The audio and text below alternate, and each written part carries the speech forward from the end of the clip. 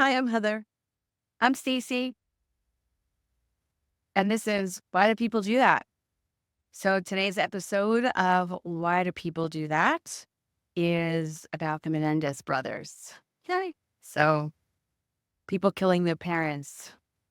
Why do people do that? Why do people do that? Why do people do that? Well, I think that it's a good general question in terms of why people do that, but I think if we're going to talk about it in terms of the Menendez brothers, one of the reasons I suppose that people would kill their parents is because, Horrible, sustained abuse. yes. So I think the debate that, stems from when this whole thing started in the 80s, the late 80s, 88, 89, when did it happen? 89? They, Yeah, 9-ish? In the 80s, almost 90.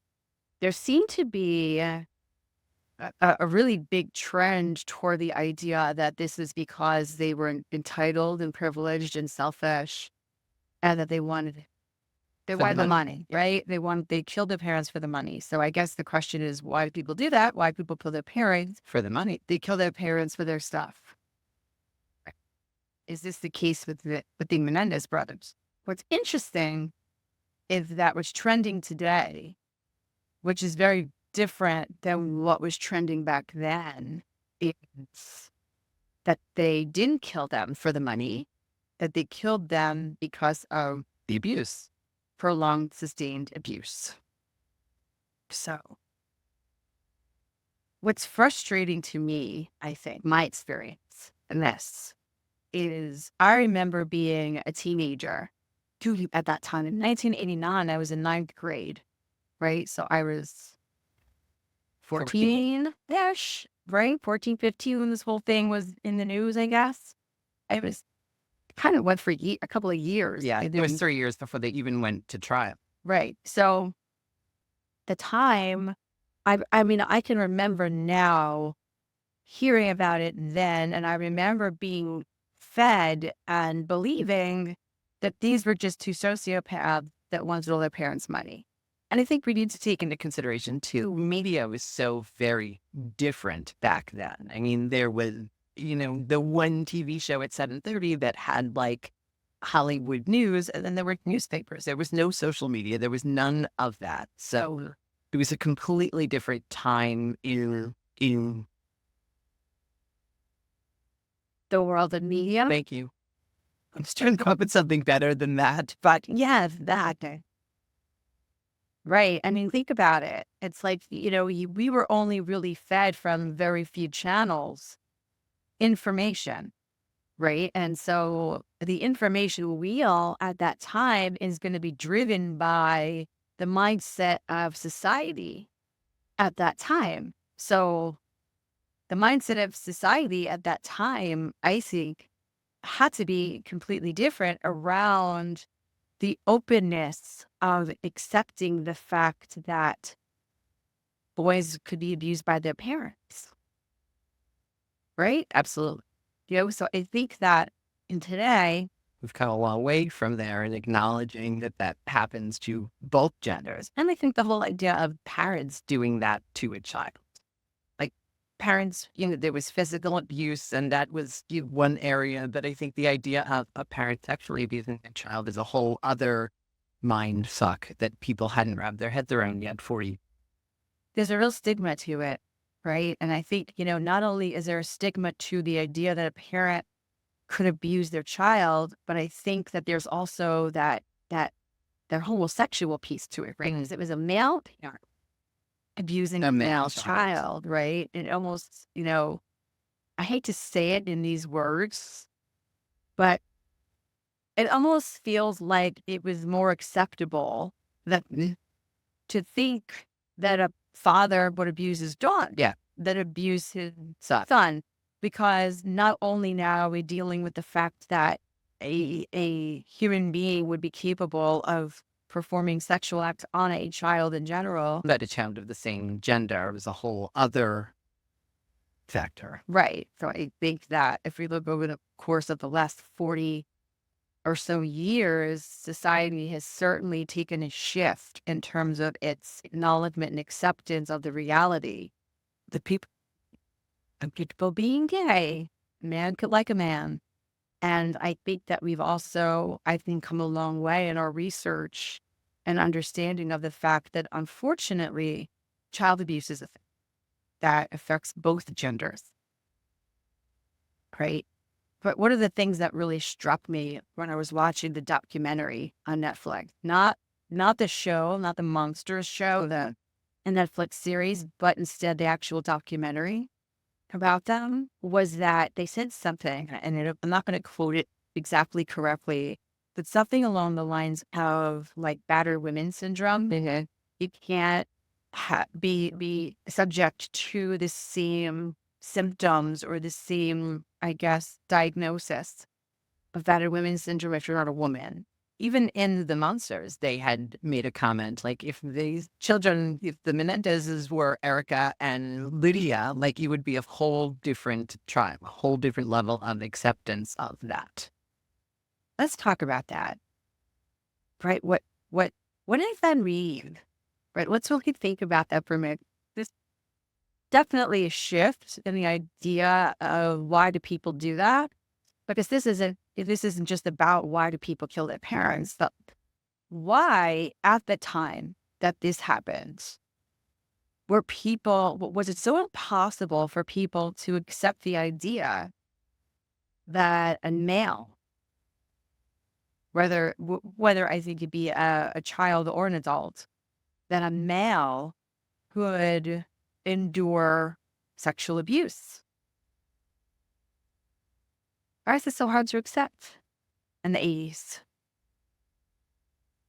It was a different time. What made it different? Let's think about it. What made it different? We were young. We were teenagers. So what do we remember? About that, or just the role of men in general. The role of men, I guess, homosexuality, child abuse. And what's different now, right? Like, let's really think about it.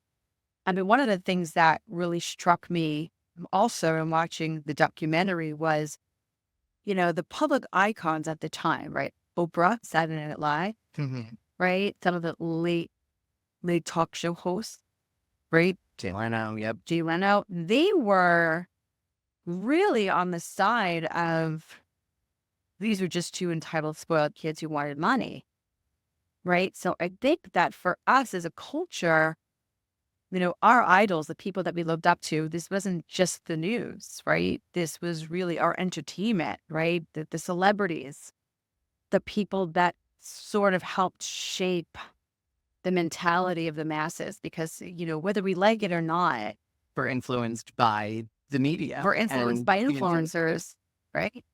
And so the influencers back then, like we were saying before, were definitely outnumbered in terms of the influencers that we have today because they come to us through so many different means, right? What we're doing right now wasn't even something that did not exist in the 80s, right? Like you could not search on YouTube or on a podcast channel and say, I'd like to find information about. information about this. I'd like to hear different viewpoints. Even the news itself was different back then than it is now. You didn't really see, the round table of different perspectives, right? Oh, they didn't have 24-hour news channels. They were out news first thing in the morning, and there was 6 o'clock, and there was 11 o'clock, and there were 4 channels, and that was it. That was it. That right now, it's like you notice, like something could be going on in the world, and you could put on, any news channel, right? Let's use CNN as an example. You could put on CNN, and it's going to be like, okay, this is the headline, and this is what, Anderson Cooper thinks about the headline, and these are the guests that he's going to have on, and they're all going to talk about this. And then Jake Tapper's going to come on, and Dina Bash is going to come on, and she's going to talk about the same topic and have different guests talking about that topic. And then Abby Phillips is going to come on. She's going to have completely different guests, but they're all going to talk about The same topic. the same topic. Then Laura Coates Live comes on, and then you turn to Fox. And it's the same headline with different guests and a completely different spin on it. But I think we're going in a very off direction here. Right. So the whole point is all day long, the same topic is being debated by hundreds of different people with hundreds of different perspectives, right? But back then, there was only really one perspective that everybody just like sort of glommed Accepted. on to Yeah. and accepted and spun. And this is the only perspective we had. And it was very taboo back then, the idea that a male parent would abuse a male child, or that a male child could actually be the victim of child sexual abuse, right? It was just not something that we accepted. And it shifted and it changed as we went along. And so now here we are today, more accepting of the fact that male children are human beings that also can succumb to battered child syndrome or battered woman syndrome, that a male child could also just be a human being, right? I mean, it doesn't matter whether you're a man or a woman. If you're being abused, you're being abused. So there was this expectation on male children in society back then, went on for years and years and years, because it's only recently changed, right? That they should be stronger, that it should not affect them, that if it does affect you, that's a feminine trait. It's a feminine trait to be affected by abuse, but it's not a male trait to be affected by abuse, right? People were so afraid to accept that these two boys, and they were boys, right? They were 19 and 21 when this happened, but they were babies when the abuse started. And for Eric, going on his whole life. And he just stopped when he was 18 years old, supposedly, right? And that might not even be true. It might have been just too shameful for him to say this is still happening. Might have been something he wanted to believe, that he was able to stop it at that point last year, but who knows? But, the sign of weakness, I think, for men to admit that something affects them, right?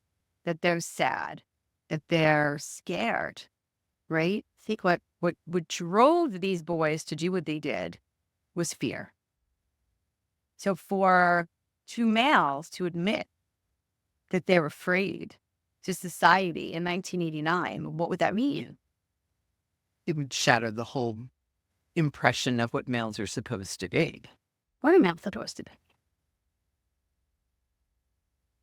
So being strong means that you can't possibly be affected. You can't be afraid. You can't be hurt. You can't be scared. Any of that. Right. So society's inability to accept that really sealed their fate in 1989. If this were to happen today, Oh, completely. but even, in watching the movie too and polling the jurors, the women were really kind of, siding With them and kind of identifying and feeling, protective and motherly and wanting, versus the males who really struggled with the idea that, this could happen to boys, to men. Because what would that mean to them and their identity, their role?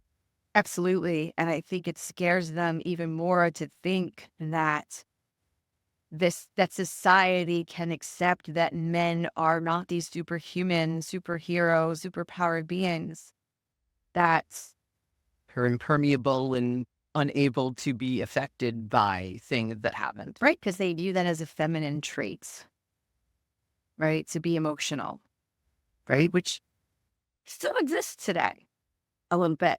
It does, but it's amazing to kind of look at How, gender roles and gender identity and, what being a boy and being a girl really, means to people and how that has shifted so drastically in the last, even in a 10 years, what that looked like. yeah. Yeah. So it's a good thing that at this point in society, it can be acceptable for a man to admit that they are human and that they have feelings, right? A human being abused and having a reaction to the abuse is not gender specific. And one of the things I can attest to, and I'm sure you can too, being in this field as a mental health professional, is that there's a huge change today in how many males are willing to come in for treatment, right? I'm in the therapy world, you're more in the drug treatment world. But there's definitely, I don't know if you see on your end, it might be different. I A don't little bit, know. but how, yeah, I mean, but we do see it play out in groups. So we've got a men's group and a women's group, and the idea of men sharing feelings. It's difficult. It's much more difficult than to get a woman to talk about their feelings. But like you were saying, so many more men are now open to the idea of therapy, are willing to admit Yeah, that there is an issue that they want to work on it, where, yeah, that's a complete shift. 100%. I mean, I've been a therapist for close to 30 years. And for the first half of my career, I would say most of my patients were women Mm. or children. And now I would say, when I really look at the data and who comes into the practice, and it's not just me talking about The whole problem. a big practice, we're talking about thousands of patients. I would say it's probably 50-50. I think that there are probably equal number of men coming into therapy and talking about their feelings. What I do find interesting is that a lot of the male patients that come in do ask for female therapists. And I would, and how many male therapists you have Oh, versus female? oh, okay. So I have probably at this point close to 70 therapists altogether. How many of them are males? Okay. I'm going to tell you. Seven. I'm going to count right now. 7? Maybe. Let me think. 1, 2, 3, 4, 5, 6, and stop. 8. Ah, so close. You almost got it. You almost got it. But 8 out of 70. And I promise you, it's not because I'm some sexist weirdo that won't hire men. This entirely has to do with who's applying. And then you think back When we were in school for social work, I mean, there were 3 guys in our graduating classes. Like, I had 2. I had So one 3. of them was in my whole graduate class. Yep. I had 3. Yeah, I had 2. Right. So 100 women, Yeah. 2 men, Which is why you had 63 female therapists and and 7 male. 8 males. So no, I'm sticking with 7. One of them doesn't count. Males always count. Yeah. Female count, everybody count. Yeah. Yeah. But also part of it has to do with the demand also, right? The people that are coming for therapy overwhelmingly request female therapists to male therapists. So if I did have 63 male therapists and 8, female therapists, it would be difficult for me to serve the need coming in because patients do call up and say, I'd like someone older, I'd like someone young, I'd like somebody that, has expertise in this. I'd prefer a male. I'd prefer a female. But absolutely, there's more people that want. Female thing. And men, overwhelmingly, because I always ask them, is there anything in particular you're looking for in a therapist that would be helpful for me to know and placing you with a therapist here who would be the right fit? And not all of them. Some of them say it doesn't matter, whoever you think would be good based on what I'm looking to work on.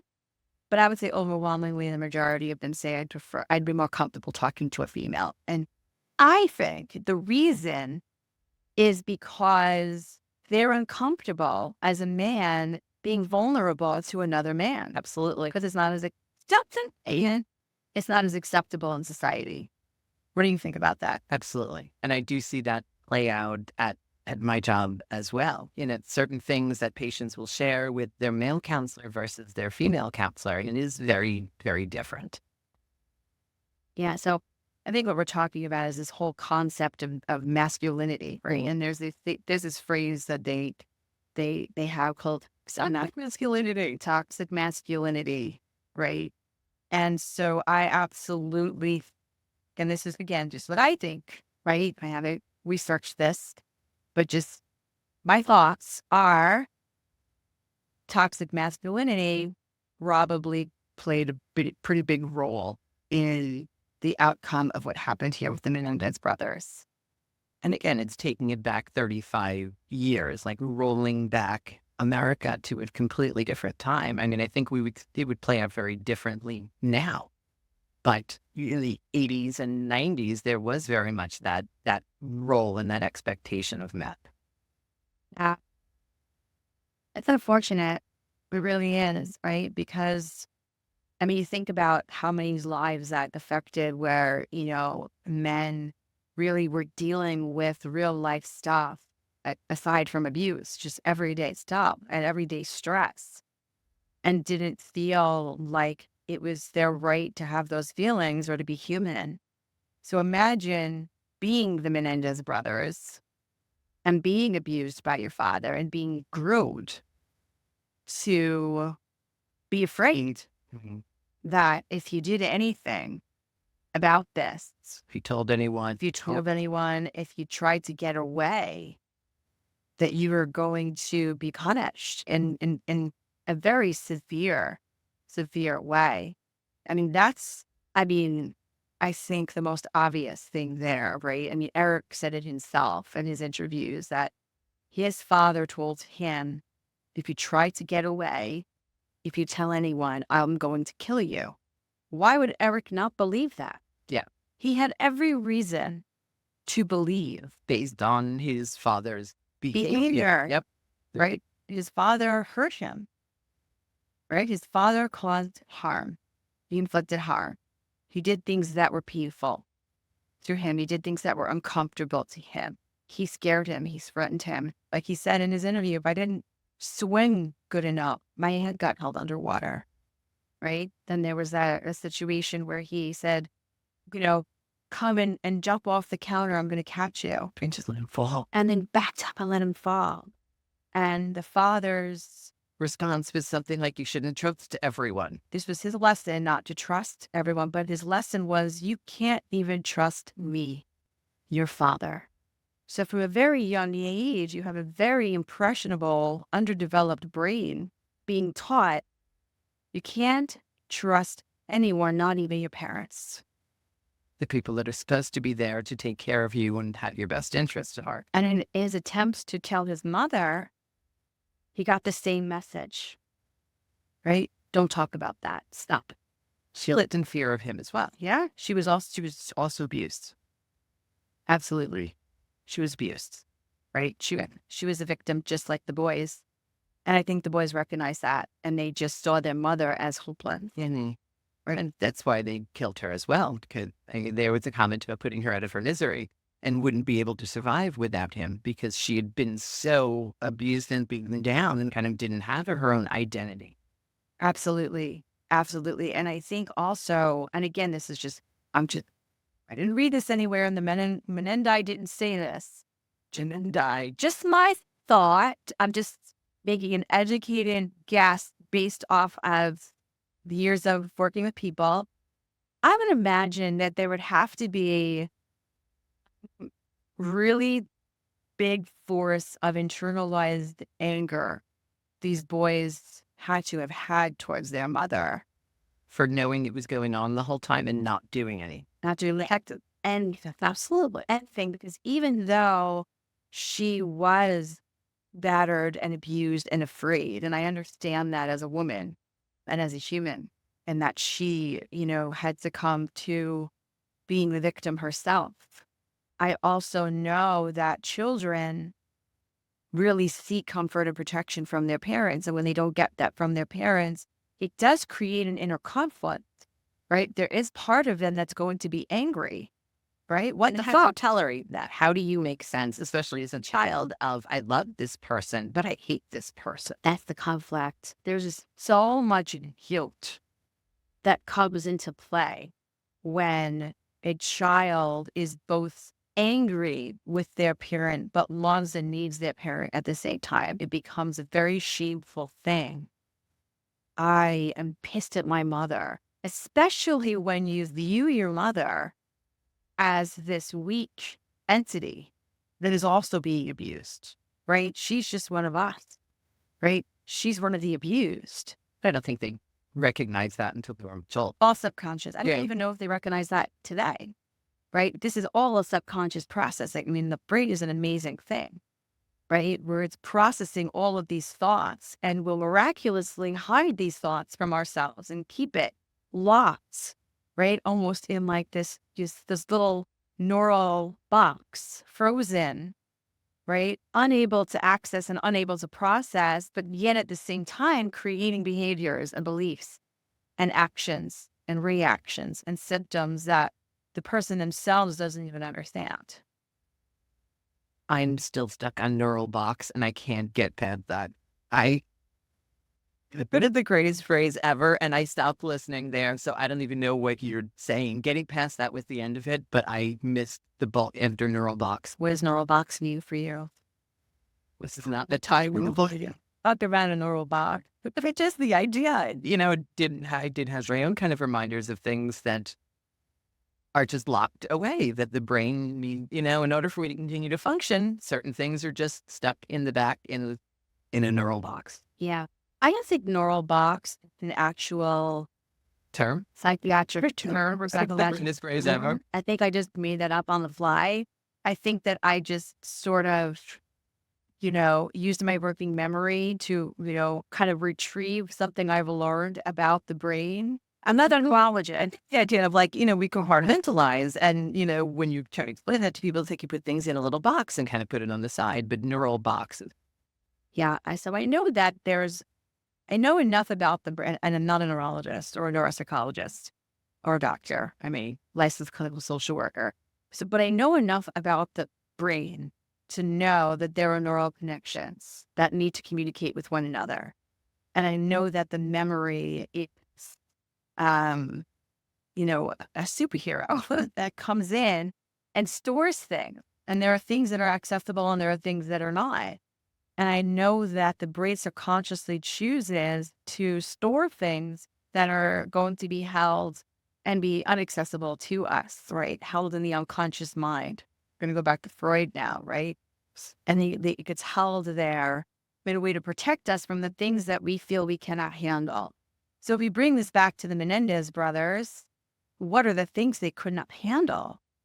And one of the things they could not handle was a lot of the inner conflict and turmoil they had around their relationship with their mother. I think another piece that I heard through their interviews that seemed like it was difficult for them to process and own was the idea that they allowed their father to do what they did to them, that they went along with it. One of the questions asked to Eric were whether or not he wanted it to stop. And there was a part of him that didn't.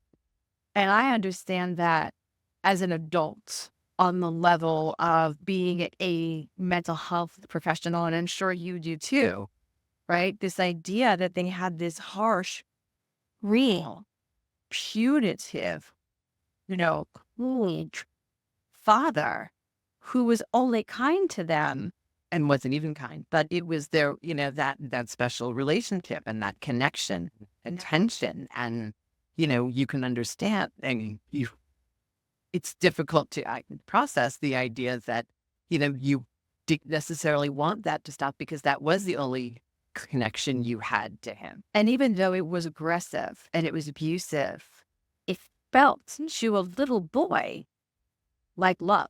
And like a special connection. That special connection. They sold on the idea of like, this is our special secret. Yeah. Yeah. Only you and I. Yeah, we have a special bond. Mm-hmm. Which, yeah, as an adult, you can look at and realize how absolutely dysfunctional and fucked up that is. But as a child, you can't begin to kind of process that and what that means. Exactly. Right. So if we look at it in terms of just in layman's terms, right, the mind fuck of my father who hurts me and who I can't trust and who is threatening to kill me can also be soft with me and caress me and have a special thing with me. Just me, only me, and a special secret and a special bond. And this makes me feel important. And this gives me in some way a sense of purpose in his eyes for him to love me, for him to accept me, for me to be good enough for, right? I'm good enough for him, right? When I'm, doing the mouth massage. Yes. As we called it. And we know. That's when I'm good enough, because one of the things that you hear over and over and over again from both of the boys, I think even more so Eric, when you're listening to the interviews, is they so badly wanted their father's love and Mhm. acceptance. His love and acceptance meant everything to them because that was their survival. Yep. But And they they would didn't know that. They no. don't understand that. Even when you look at them in tennis, swimming, and like wanting to be the best, and it was to please their father. Because he demanded it, Yeah. right? It was this or nothing. There was no black and white. There was no. I mean, it was black and white. There was no Yes. gray. There was no middle ground. There was Yeah, no. you're meaningless unless you're winning Yeah. with the best. You have to be the best, right? And they needed to fulfill that for their own survival. And so what you see, which is so fascinating, is that even after these parents are dead, the boys are still trying to work on not tarnishing the family name.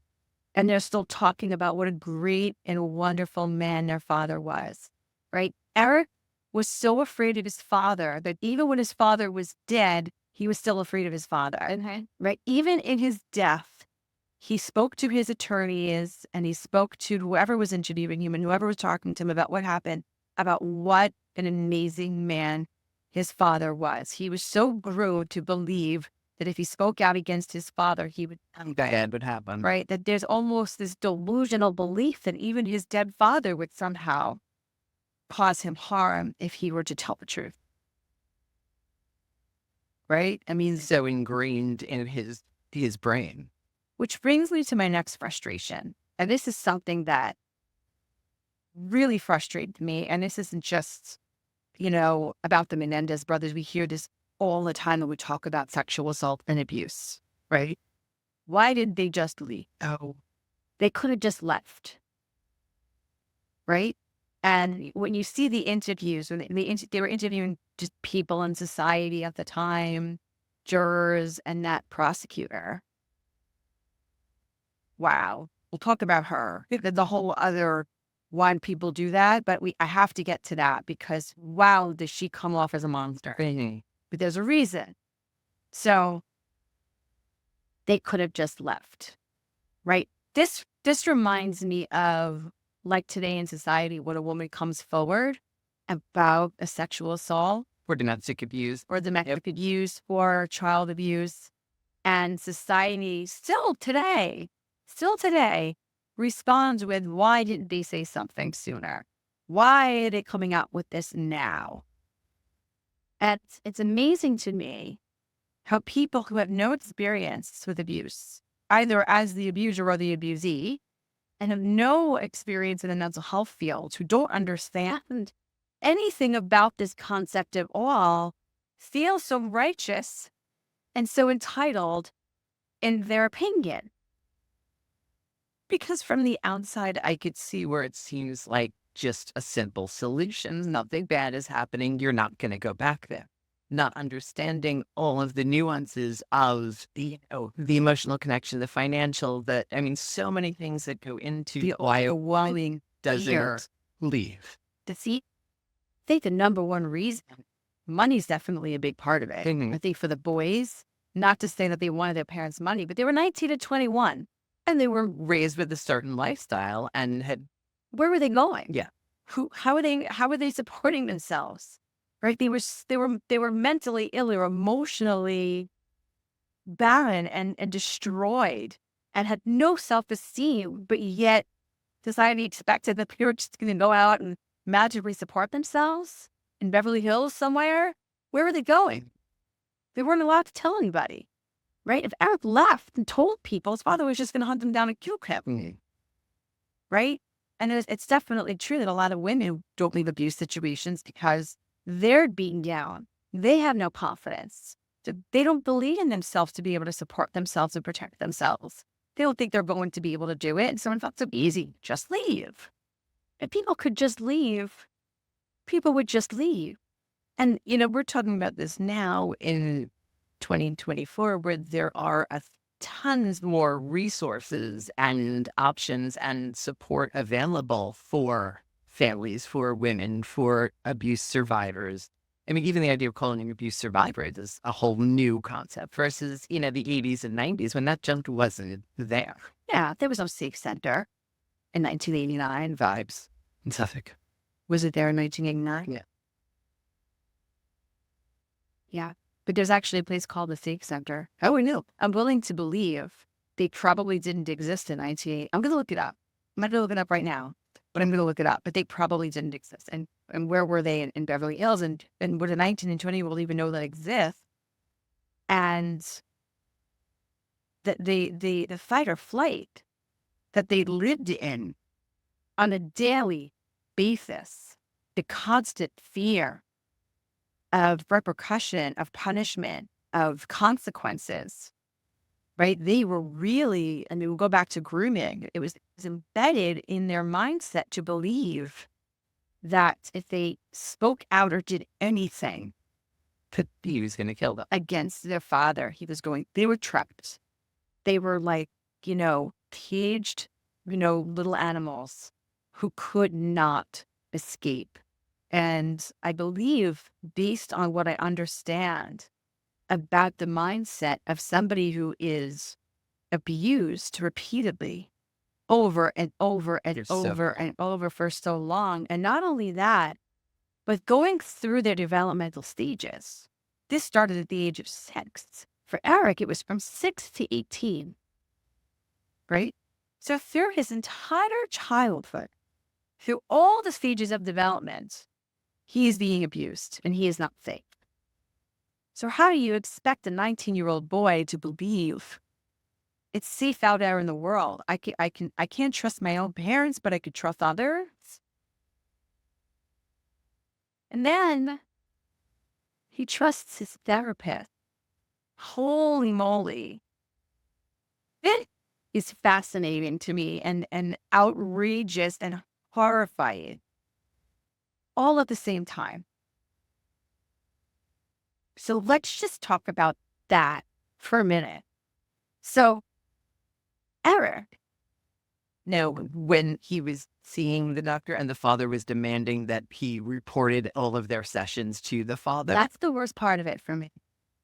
Eric was out there in the world of a little boy stealing, right? Clearly, he had mental health issues, and this was a cry for help.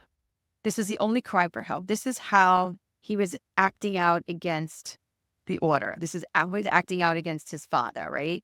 He was internalizing this abusive father and going out and committing crimes. And this is his way of saying to his father, an indirect way and subconsciously, fuck you. You want me to be perfect? Right? I'm going to go out there and I'm going to be a criminal. I'm going to be just like you. But then go and break into houses. Well, clearly they didn't need the money. It wasn't about the stuff. Nope. It wasn't about the stuff. It was the act. He was enacting. It was the act of acting out. It was the act of taking control and saying fuck you. and saying, fuck you. You want me to be perfect? I'm going to be a criminal, right? It gave him the sense of control. Think about it. He was this caged, trapped little animal. But when he broke into someone's house to steal something, right? He was the aggressor, right? And so we know in psychology that internalizing the aggressor is a term that is a survival instinct of people who are abused, right? They internalize the aggressor, they internalize the abusive person in their life as this bad object, and they start to enact. Well, and you can see that play out when he started sexually abusing his brother. Yes, absolutely. When Lyle was abusing, which is why people who are abused will abuse their children and will abuse others, right? It normalizes and it gives them a sense of power and control over something that just empowers, takes over them and has so much power over them their whole lives. And so Eric does this. He gets caught. He gets in trouble. He's mandated to go to therapy, which of course is a fucking nightmare to Jose Menendez. Then now his son has to go to therapy, right?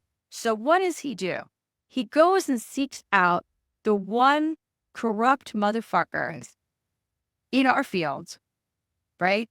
Who is willing to break the code of ethics, right? And this is what brings us to the idea of how important it is to have confidentiality in therapy, even for children. And this is a sore subject for me because I do often come up against parents You want to know what's going want to know what their child is talking about in session. And I really, really do empathize with them. And I really do understand this is their child. They love them. They're worried about them. on. They're bringing them. They want to know what's happening. They want to check their health. They're not a bunch of Jose Menendezes that are abusing their children. They are really good parents who love their children. But it's hard to help them understand that without confidentiality, They're not their gonna. might hurt. Yep, they're not going to share. They're not going to tell. They're They're not not going going to to feel open up. safe. We have to give them a safe space if we're going to be able to help them. So there was no way the Menendez boys were going to open up to this therapist and be honest with them about anything because the therapist was going to go right back and tell their father, right? They knew it. So they couldn't tell this therapist I'm being abused, which means there was absolutely zero that this therapist could do to help these children. Zero. And they were both going to this doctor's. I don't know why Lyle was also going to therapy. They were both caught stealing. They were both caught They stealing. just ended up pinning it on the younger one. And both going to the same therapist, which is a whole other podcast, right? Siblings should be going to the same therapist, but whatever. It's crazy to me that this therapist was willing to do this. I guess anything for money. Some people, He was an intimidating guy. who knows, he might have threatened him too. So he signed the release agreeing to tell Jose Menendez everything that the boys were talking about, which gave the boys, but basically therapy was just a facade. And There was no point. there was no point. But what's so heartbreaking about that is now Eric Menendez killed his parents. He is severely traumatized because he's not a sociopath. He's just a broken little boy who's scared, right? And fighting for life. And he goes He still seeks out that person. to this therapist thinking, this is my therapist. This is my safe space. I have confidentiality here. He can't tell anybody. And Eric was suicidal. He was traumatized and he was suicidal Having nightmares. because he was not a sociopath. A sociopath would not have been having nightmares and would not have been suicidal. Sociopaths don't have empathy. The fact that he was suicidal, was having nightmares, tells us that this boy had empathy for what he did. He was traumatized by what he did. He was haunted by what he did. He went to the therapist and told the therapist the truth. The therapist starts recording them because now for him, it becomes about how do I protect myself from having this information. And I understand that to some extent. It was a little scary for him to be upholding that, right? So now he breaks confidentiality and tells his wife and his mistress, records the boys, and then when the mistress apparently gets raped by him, She ends up living, well, according to in the movie, she ends up living with him, and then he breaks up with her and she runs to the police. and she runs to the police. And there's all these recordings that get to be a part of this court case. What's so fascinating, though, is that police had the tapes and could listen to the tapes. Confidentiality. Yeah. Yeah, but eventually, The court is able to. the court was able to subpoena what was on those tapes. But all that those tapes revealed was what we know, that they did kill their parent. Well, at the time, they didn't know that.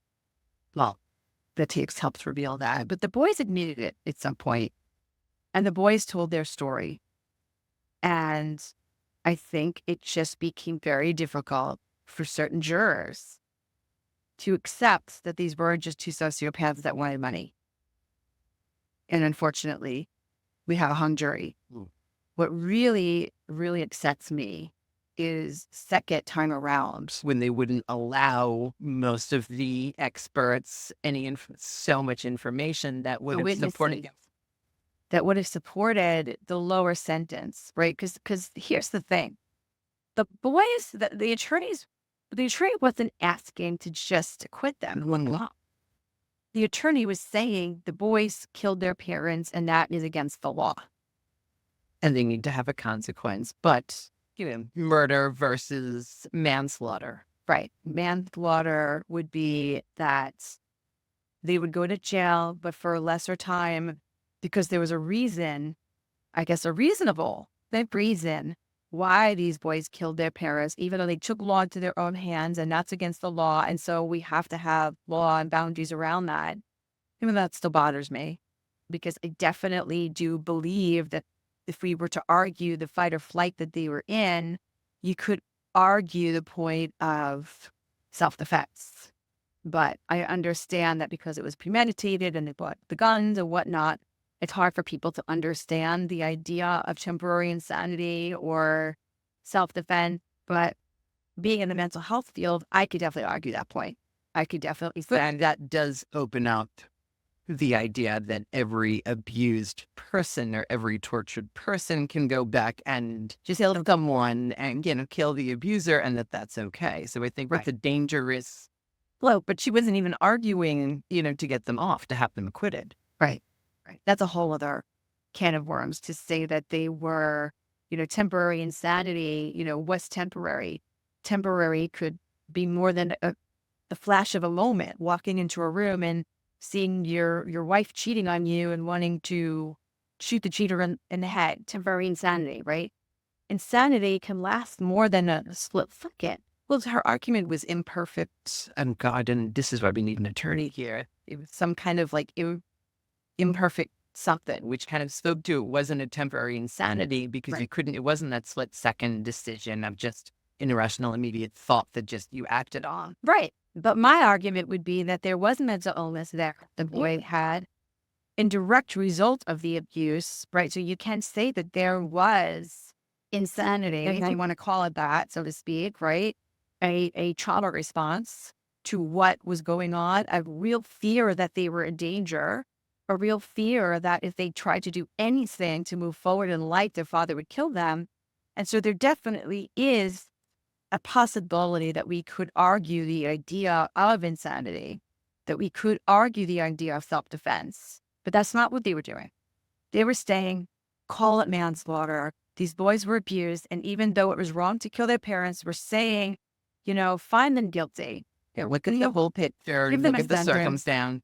Then Unjust. recognize they did something wrong, but in the context, in the bigger picture of what they'd been going through their entire lives. Right, that these are not two sociopaths that are a danger to society. No, thank you to the parents. Because the parents were a danger to them. Yep. These are just two little boys trying to break out of the cage. And this was, to them, their only way out. Well, and then the second child wouldn't allow for so much of that information. The None of it. battered woman defense was completely stricken. The experts, The witnesses, the character witnesses, all of it. And I don't know if this is true or not, but what the documentary says was the reason that a lot of that was left out was because O.J. Simpson, the O.J. Simpson was actually arrested and went to jail while the Menendez brothers were in jail. And they actually hung out with him in jail, and they were all in jail at the same time, which is so funny that we think about it. Culturally, those are like the two big court cases in our childhood, right? But Donald Trump, Freudian slip, O.J. Simpson was acquitted. Freudian slip there. O.J. Simpson was acquitted, right? And the country was outraged. the country was outraged, and it was a really bad look for the DA. Yep. It was a really bad look for the DA. And the DA was just like, this is another big case in the media that everybody knows about. And culturally, society was on the side of the parents and against the boys, and very much so on the side of these were two entitled little rich kids who killed their parents for money. Right. And so it wouldn't have been popular for him if these boys were acquitted, or even if they had the manslaughter charge. Yeah, there was the expectation that Because they were OJ's release, enraged. was not popular. Yeah. It was not popular. And so at this time, the boys being found guilty of murder and going to jail for life was popular. Mm-hmm. And so these poor kids, right, their fate is sealed by popular culture, right? And the political life of this DA. But even societally, like they were getting love letters and fan mail and, women said, it happened to me too. I believe you and all of this stuff. And then once that first trial ended and there was a hung jury, it started to become hate mail. Like Love even yep, them. the whole thing shifted.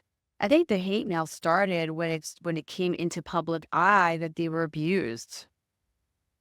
I think that a lot of people just couldn't take it. And then, there was that unfortunate incident with Lyle where he was talking to some girl Yeah. And she was recording and and she was recording you him.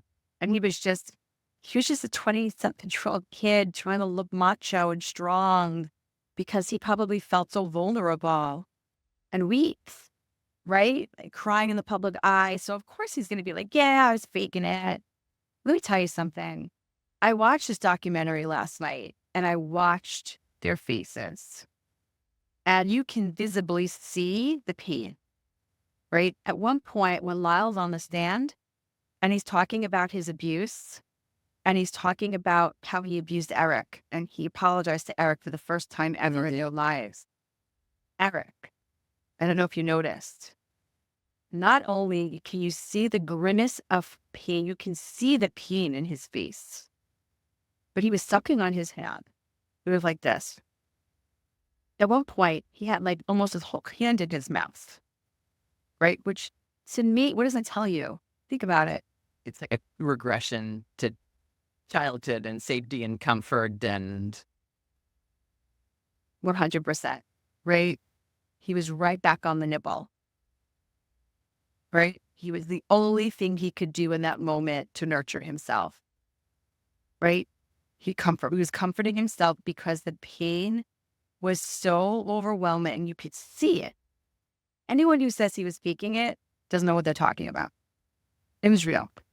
That was pain. He regressed, right? He went back to this infantile state of needing to nurture himself because the pain was it was so overpowering. So here we are. Yeah. Right.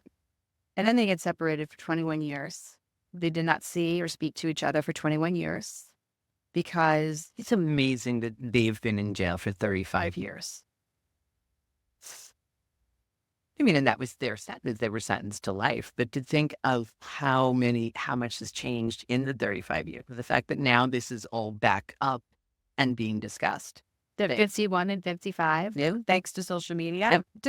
TikTok, right? This huge TikTok movement, right? To freedom Menendez, right? And I feel like they served 34 years. They served their whole lives because before they went to jail, they were abused. Their entire life has been a complete, failure to them. The whole system has failed them on every level. Indeed. The whole system. Their parents failed them. That freaking therapist failed them.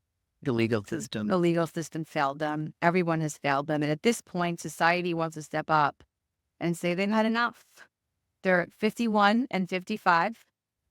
They could have another 30 years to live. Let them live. Right? Absolutely. Let them live. So the resentencing was scheduled for December. And now I believe the DA that was supposed to hear the case, or the prosecutor, whoever it is, has just lost an election. Oh, And so now there's a new DA in place who is not as willing to liberal and progressive as the original DA. So we don't know what's going to happen. We don't know if he's going to postpone this resentencing to gather more information and see where his stance is on it. But I really hope that they are free, not just because I just feel terribly for them, but I feel like it makes a statement in society, because the only way that we learn as society and can do better is to learn from our mistakes, to educate ourselves, to have these conversations, because there's no doubt that there will be another Menendez brothers. And I'm sure there have been plenty of Menendez brothers that Yeah. just weren't in Beverly Mhm. Hills Yep. with a music producer, whatever, father. Yeah, he ran RCA Records and Hertz apparently. And oh, geez, that's what's the one that for the what? So before it was a guitar. Weird cycle and Weirdness. yep. Before we go, I just want to say something quickly about the prosecutor that was being interviewed in the The documentary. documentary. What were your feelings watching her talk? He was angry. She's so angry. She's so angry. She was really young when Yes. she tried this case, and she was Which is the so interesting to see her in the documentary versus like tapes of the it was like yeah. the secret that um yeah, that was weird. And like it was a mission for her. It was not about the truth or the point, it was she was just like a dog with a bone, like just kind of trying to just and which I guess is what the prosecutor is supposed to do. yeah. So here's my thought. And again, this is just my thought. I could be wrong. I have not interviewed her. I would love to, but I haven't. I wonder what it's like for her now to see this movement and to see the shift in society. Oh, what would it be like for her see this from our perspective? What would it be like for her to say to herself, you know what? I let these boys down by convincing a jury of people not to see them for what they were and not to see the situation for what it was. And that hung jury was because of the work that I did. It's because of the job that I did, convincing these people that they were just two sociopaths who wanted their parents' money. But that is the job of the prosecutor. But she's human. So what I wonder is there a part of her that she might not even be able to tap into? That although that was her job, and I don't fault her for it, does she feel guilty Man, because of this shift in society?